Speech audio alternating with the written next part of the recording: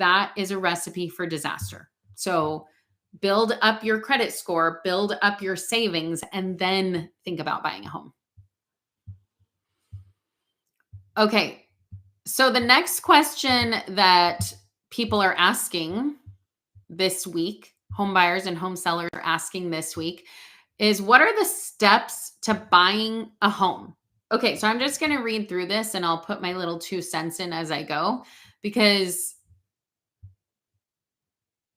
we'll just see. Okay, so the home buying process typically involves number 1, financial preparation. Assess your finances and get pre-approved for a mortgage and set a budget. So that goes back to exactly what we were just saying. Make sure that you are setting a budget. Make sure that you know exactly what you are going to pay. When you talk to a lender, make sure that they spell out for you what is the final amount that I would be paying, even if it's an estimate, even if it's rough numbers.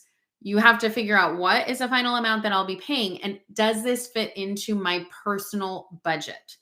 I did this with my mom a while back. I was like, okay, she wanted to buy a house, and so we were looking at it. She found this house that she loved. We were looking at the numbers, and the reality was she was approved for the loan because she was approved for the loan. But when we actually looked at how much the loan was going to cost and did her budget with her, it was going to end up being like she wasn't even going to have money to like get her nails done. And I was like, this is not the life you want to lead. You want to make sure that you have enough money to live your life and enjoy your life the way you want it. And so it just meant that she had to pass on that house. That was not the time or the house for her. And that's the reality of what we have to do. You have to figure out what is the type of house that I want and how much can I afford for my lifestyle. So sometimes that means that the area that you want to be in, or maybe the type of home that you want to be in, is not attainable for you right now. And that's okay.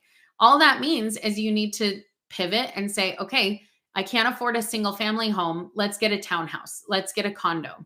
Something like that that's going to be less expensive, but you're still going to be able to build that appreciation.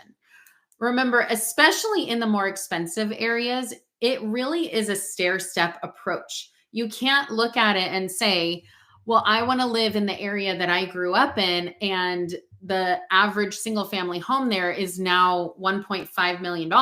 And so I'm just going to go into massive debt and potentially foreclose just because I want to live there. Maybe you need to start smaller. Maybe you need to start half an hour away in some of those secondary markets. Maybe you need to go into a condo. Maybe you need to get a little bit of a fixer. Whatever that might be, you just have to figure out what is it that you can realistically afford while still living your life. Don't be cash poor. It's not fun. I mean, house poor. It's not fun. And home ownership, hopefully, should be fun for you. Buying and selling a house should be fun. I love it. Okay, let's keep going with this.